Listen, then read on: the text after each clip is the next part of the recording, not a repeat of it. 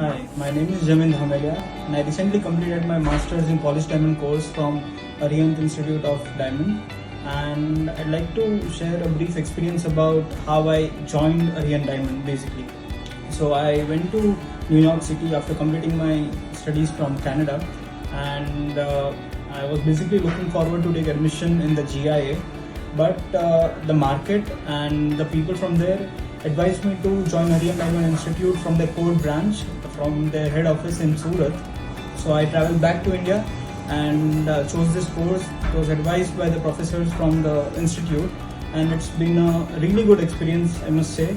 And honestly, I just did not learn about diamond. They taught me how the diamond market works. So I expected little less from the course, but it taught me way far and way more than the actual program.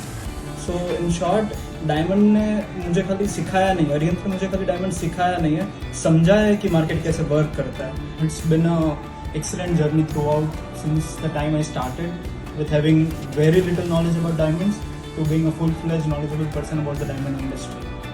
Being with Arihannt Diamond Institute not just gave me the practical knowledge, it also gave me information about how the market works.